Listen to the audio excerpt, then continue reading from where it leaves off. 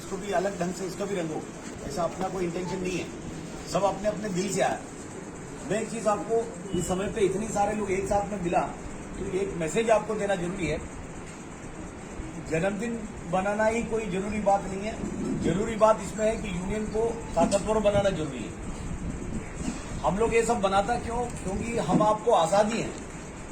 आप सही ढंग से जिंदगी जी रहा है, आप सरकारी कर्मचारी है, रेल की कर्मचारी है, तंगा समय पर मिल रहा है। आपके घर के सदस्य, चाहे बच्चे हो, चाहे दूसरे परिवार के सदस्य हो, माता पिता हो, सबके सही ढंग से देखभाल करने का आपको मौका मिल रहा है। क्योंकि रेल की कर्मचारी है, सही समय पर तंगा मिल रहा है। सरकार की नीति अभी आपने देखा होगा, 6 लाख करोड़ रुपया सरकारी संस्थाओं से उनको जमा करना है।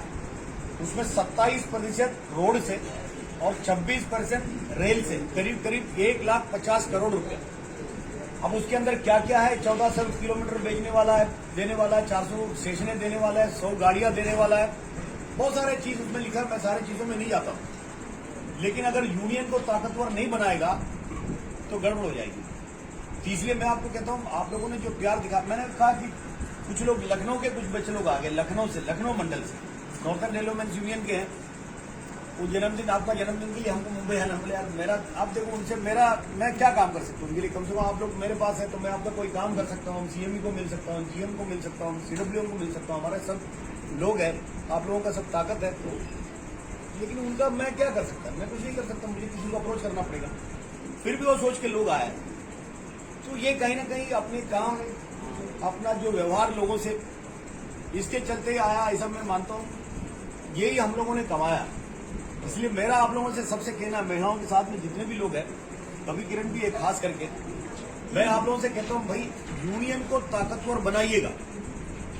बीच में आपको पता कि कोंकण रेलवे के अंदर चुनाव में थोड़ा सा हार हुआ। बहुत सारे लोगों ने उसको इस तरीके से टिप्पणियां बनाने का काम किया। खास करके मध्य रेलवे में ऐसी कोई जगह नहीं जहां कामगार सेना ने पोस्टर नहीं लगाया, जबकि उनकी जीत है ही नहीं है। जीत तो केआरसीयू का है, जीत तो जॉर्ज फर्नांडिस की यूनियन के जो लाल झंडे की, लेकिन जीत तो वो बना रहा है। तो हर जगह में लगाना तो उसमें राजनीति है। मैं राजनीति में नहीं जाना चाहता। मैं नहीं, आपको भी नहीं कहता हूं कि राजनीति में जाना चाहिए, मैं आपको भी नहीं कहता हूं। अकेले अकेले खड़ा हुआ तो पता चलेगा कि अकेले अकेले में कितना वोट मिलता है। लेकिन धरती में जितने यूनियन है सब एक साथ में रह के लड़ने के बाद में भी कोंकण रेलवे के अंदर 41% वोट हमने लाया, 41% वोट लाया। लेकिन हार तो हार है, हम उसको मानता भी है। अब उसका कोई जवाबदारी किसी व्यक्ति के ऊपर या कोंकण रेलवे की किसी कर्मचारी के ऊपर या कोंकण रेलवे की किसी लीडरशिप के ऊपर हम नहीं डालना चाहते, न डाले भी नहीं, डालना भी नहीं चाहते। मैं समझता हूं कि यूनियन की महामंत्री मैं हूं, तो कहीं न कहीं हमारी स्ट्रैटेजी में गड़बड़ हुआ, इसमें कोई सवाल नहीं। उसकी जवाबदारी हमने लिया, हम हमेशा लेने का काम किया, इस बार भी लेने का काम किया। लेकिन मैं आपको कहता हूं, भारत रेल के अंदर प्राइवेटाइजेशन करने के लिए सरकार ने 44 करोड़ को 4 करोड़ को बदल के यूनियन को जो खत्म करने का मामला है, भारत रेल के अंदर चुनाव कभी भी डिक्लेयर हो सकता है। 21 दिन की नोटिस में चुनाव कहा जाएगा, क्योंकि ये पहले 2 साल से चल रहा है। आपको समय नहीं दिया जाएगा, समय मांगने का आपको अधिकार भी नहीं है। इसलिए इस साल का अधिवेशन भी हमको करना है। हमने सारे शाखाओं को कहा कि भाई आपने 2 तरीके के अकाउंट स्टेटमेंट बना के दीजिए, जनवरी से लेकर दिसंबर तक और अप्रैल से लेकर मार्च तक। हमको उसमें इनकम टैक्स का रिटर्न भरने का भी काम आएगा। हमने ये भी कहा कि जब तक हमारी सारे शाखा ये करके नहीं देगा तो मुख्यालय का हम ऑडिट नहीं कर पाएगा, ऑडिट नहीं कर पाएगा तो रिटर्न्स नहीं भर पाएगा, रिटर्न्स नहीं भरेगा तो अगर चुनाव डिक्लेयर हो गया तो हम लोग चुनाव में खड़ा होने के लिए एलिजिबल भी नहीं रहेगा। सरकार तो कैसे भी करके यूनियन को दबाने की कोशिश करता है। और हमको एजीएम भी करना है इस साल का प्रॉपर। जो पहले हम लोगों ने जो डिजिटल लिस्ट वाला जो एजीएम किया था वो 2020 का था, लेकिन इस साल में कोरोना जिस तरीके से कंट्रोल में है तो हम सोचते हैं कि कहीं ना कहीं फिजिकल एजीएम करना चाहिए। ये भी हम लोगों का प्लानिंग चल रहा है। तो मेरा आप लोगों से विनती है, कभी भी हो सकता है उसमें ऑन रोल मस्टर के हिसाब से 51% वोट मिलेगा, वो जीतेगा। मैं तो पहले से लोगों को कहता हूं 70% सदस्यता हम लोग बनाना चाहिए। और मैं आपसे विनती करता हूं, जैसा कि आपने देखा होगा मिलिट्री सेक्शन के अंदर, जबकि मैं महामंत्री के रूप में मुझे आपके बीच में आने की कोई जरूरत नहीं पड़ा, क्योंकि हमारा सहायक महामंत्री कॉमरेड श्याम नाइक जी भी माटंगा में है। उनके नेतृत्व में दोनों शाखा सचिव मिलकर वो चीज को निपटाने का काम किए। कुछ समय में आप लोगों ने बंद भी किए और उसके बाद में उसको आप देख लो, एक रात में दूसरे दिन आप पहुंचता है, उधर से कुछ लोगों को लेके दूसरे सेक्शन में बिगर डिस्कशन करके भेजना, ये एक उसी का ही एक रूप है। मैं आपको कहता हूं उस तरीके के काम है। और इससे अगर बचना है, वाटरका कारखाने को बचाना है, रेल को बचाना है, हमको ईमानदारी से अपनी नौकरी करना है सर ऊंचा करके, तो यूनियन को ताकतवर बनाने के बिगर कोई पर्याय नहीं। मैं आपको कहता हूं, इसलिए मैं आपको कहता हूं सही माने में आपका जो प्यार है, आपका जो मोहब्बत है, आपने जो जन्मदिन के अवसर पर जो दिखाने के काम किया, उसके लिए मैं क्या बताऊं, मेरे पास शब्द नहीं, मैं किस तरीके से आपको धन्यवाद दूं। लेकिन वो मोहब्बत असली में, वो मोहब्बत मैं तब मानूंगा तब आप यूनियन को ताकतवर बनाने में और कोशिश करेगा, तब मैं मानूंगा। मैं अपने बारे में सोच के मुझे कोई तकलीफ नहीं, मुझे नींद हर रोज रात को सही में नींद नहीं आता। मैं कल के बारे में सोचता हूँ, मैं रेल के कर्मचारी के बारे में सोचता हूँ, मैं नौजवानों के बारे में सोचता हूँ, जिसको 10 साल के ऊपर जिसको नौकरी है उसके बारे में सोचता हूँ। सच में नींद नहीं आता, इसलिए नींद नहीं आता। मुझे नहीं पता कि सरकार की जिस तरीके से नीति है, अगर उसको सही ढंग से कोई लड़ाई नहीं होगा, क्या हाल होगा, है ना। मैं अभी कॉमेड विवेक नायर हमारे पास बैठा तो इनको पूछ सकता है, हमारा 150 साल जब रेल की बनाया था, नीतीश कुमार जी रेल मंत्री थे, इन्होंने व्हाइट पेपर बनाया था, वो व्हाइट पेपर की कॉपी कॉमेड के पास में दी है। उसके अंदर क्या लिखा, वो जो लिखा हुआ चीज सब उन्होंने 2004 से सब इम्प्लीमेंट किए। 2004 से न्यू पेंशन स्कीम लाया। 2003 में उन्होंने व्हाइट पेपर में लिखा था पेंशन हमारे लिए लायबिलिटी है। 2003 में उन्होंने रेल मंत्री जी ने कहा था जितनी रेल के अंदर काम कर रहे हैं उससे ज्यादा लोग पेंशनर्स है, और 2004 के वो लागू करने का काम किया। लेकिन उसके अंदर दूसरा भी एक चीज उन्होंने लिखा था, आने वाली 5 से 10 साल के अंदर हमको रेल कर्मचारी की संख्या 8 लाख में लाना है। लेकिन वो नहीं ला पाया, अभी भी 12.5 लाख है, क्योंकि वो यूनियन की ताकत है, लाल झंडे की ताकत है। इसलिए मैं आपको कहता हूं यूनियन की ताकत है, कहीं ना कहीं हम लोग जिंदा रह पाएंगे। इसलिए मैं आप लोगों से बिल्कुल मैं हाथ जोड़ के मेरा विनती है, बाकी सब छोड़ के हमारा नारा सर्वधर्म समभाव है। हम इंसान करके एक दूसरे को जानते हैं, हम रेल कर्मचारी करके एक दूसरे को जानता है, और हम लोग बड़ा गर्व महसूस करता है कि भारतीय रेल की कर्मचारी है। मुझे लगता है कि हिंदुस्तान के अंदर, भारत के अंदर ऐसी 2 विभाग है, भारत के अंदर कहीं भी जाएगा तो अपने गांव लगता है।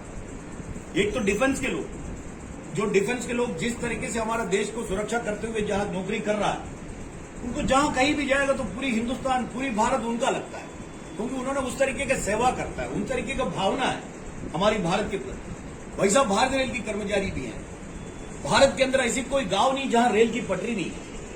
मैं जहां कहीं भी जाए, कोई काम के लिए जाए, क्या और कोई मतलब के लिए जाए, कहीं से भी जाएगा, रेल की पटरी या रेल के देखेगा तो मेरा बच्चा कहता है कि जैसे रेल को देखेगा तो इंग्लिश चेहरे पे क्या खुशी आता है, क्योंकि मेरा रोजी रोटी है ना, उसी पे से मैं उसी पे से चला, उसी नौकरी से सारे काम कराता हूं। तो जहां कहीं भी रेल को पटरी देखता तो मेरा पटरी लगता। मैं ये नहीं देखता कि लखनऊ की पटरी है या JNK की पटरी है या गुजरात की पटरी है या उड़ीसा की पटरी है, ऐसा मुझे लगता नहीं। मुझे लगता है मेरा पटरी है, भारत का पटरी है, हिंदुस्तान की पटरी है, भारत रेल की पटरी है। ये कोई अगर सोच सकता है, केवल भारत रेल की कर्मचारी सोच सकता है, तो पूरी हिंदुस्तान हमारा इसलिए मेरा आप लोगों से विनती है, दिल दिमाग में है ना, कौन ज्यादा चल रहा है, कौन कम चल रहा है ना, ये सब अपने यूनियन के अंदर रहता है। कौन ज्यादा, जिसका ज्यादा किसका चल रहा है, कम जिसका चल रहा है, आगे कौन जा रहा है, पीछे कौन जा रहा है, साइड में कौन रह रहा है, ये सब मत देखिए। मैं फिर आपको कहता हूं, सब एक साथ में मिलकर एक स्वर में चलिएगा, ये एक साथ में मिलकर एक स्वर में चलिएगा तो फिर मजा आएगा, तो मजबूती होगा। मैं आपको कहता हूं, कोई हमारा अगर फ्रंट लाइन की कॉमन लोग भी कहीं कोई प्रोग्राम में नहीं आता होगा, या कोई महिला कर्मचारी वो नहीं आता होगा हमारे बीच में, उसको टिप्पणी नहीं करिएगा। आप सोचिएगा कभी उनके घर में ऐसी कोई समस्या तो नहीं है, उसके कारण तो नहीं आ रहा। अगर आप डायरेक्ट उनको ब्लेम करना शुरू करेगा, शायद ऐसे भी हो सकता है उनके घर में कोई समस्या हो सकता है। अगर कोई घर का समस्या के कारण अगर नहीं आया और हम लोगों ने मजाक में भी कभी अगर उनके बारे में कोई चर्चा किया, तो हमसे दूर होने का चांस है। इसलिए कभी भी ये समझना चाहिए कि उनकी घर की परिस्थिति क्या है, वो सही मायने में हमारे कार्यक्रम में भाग ले सकता क्या, और नहीं ले सकता तो नहीं लेने दो, क्योंकि उनको समर्थन हम करना चाहिए। जहां कहीं भी आपके साथ में होगा उसमें कोई सवाल नहीं है। मैं आपको कहता हूं, मैं इस अवसर पर इतना ही कहना चाहता, अभी 2 बज गया।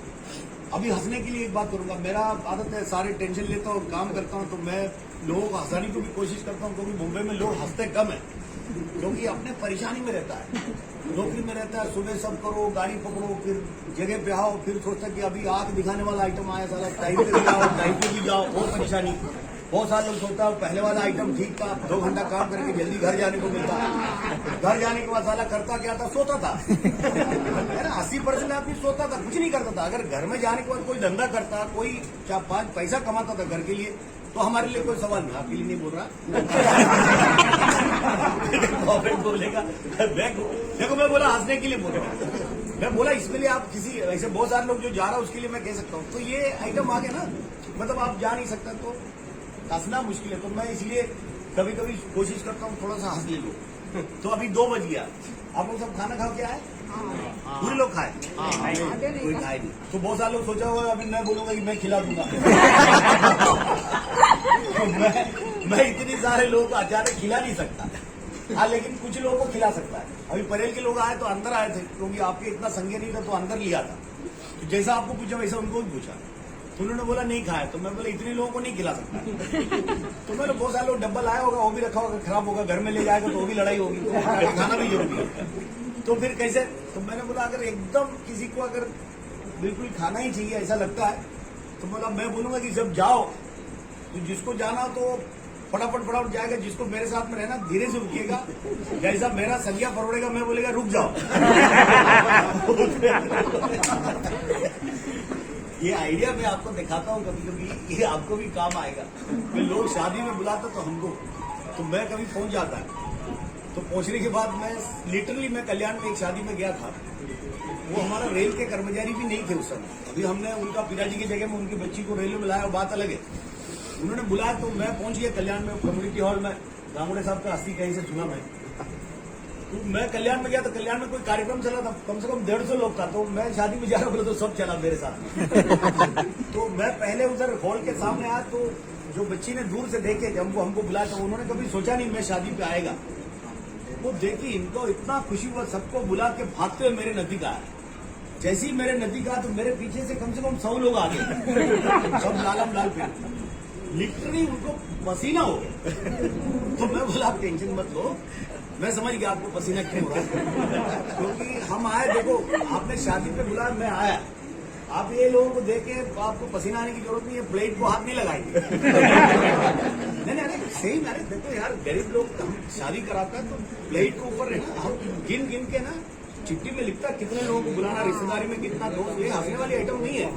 आपने प्लेट लगाया होगा 500 और 100 लोग मेरे बीच में से घुस के 100 प्लेट लेके चले जाएगा तो मारामारी हो जाएगा शाम को उधर। तो इसलिए मैंने बोला चिंता मत करो। तो उनको एकदम परेशान हो गया। हम लोग सब साथ में गए ऊपर, एक फूल दिए, उनको आशीर्वाद शादी के समय वही होता, किए, फोटो खिंचवाए, हम निकले। उतनी स्पीड में बाहर चले गए। वो अभी भी कभी कभी हमको 3 दिन में एक बार फोन करती है। तो बोला कि आपने पहचान लिए जिस तरीके से हमारा कंडीशन होता, हमारा पूरे लोग खबर लिए थे तो आपको बुलाए। ये सच्चाई है, इसलिए थोड़ा सा आइडिया देता हूँ। आपको बुलाया तो पूरी परिवार को लेके नहीं जाइएगा।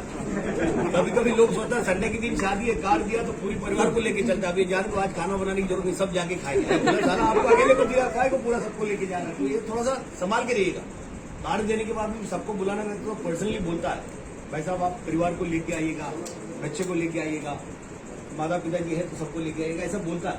बाकी कार नॉर्मली लिखता वेणु नारायण फैमिली, और थोड़ी पूरे परिवार को लेके घुसने के लिए आप अकेले को ये वो मैडम ज्यादा हंस रही क्योंकि उनका रिटायरमेंट का फंक्शन है। इसलिए अभी मैं मैडम को आइडिया दे रहा इंडायरेक्टली, भाई आप संभाल के कार्ड दीजिएगा। नहीं बोला मत आओ, वो मैं बोलेगी नहीं मत आओ। मैं तो बोलते सब लोग आओ, बोला सबको आना तो बोला, पूरा कोई भी आओ सबको। ठीक है, मैं पूरा अभी मुझे लगता है ऐसा नहीं, मैं सोचा भी नहीं हो। पूछो इनको सबको, मैंने किसी को ये नहीं बोला। बहुत बढ़िया। 2 जन तो इसलिए आप लोगों को सबको धन्यवाद। मैं जो बोला ध्यान आया होगा, ज्यादा समय नहीं लेना चाहता है। 2 बज गया, बहुत सारे लोग खाना नहीं खाया। आपने अपनी जगह में जाके खाइएगा। अगर नहीं है मैं जो बोला कुछ लोग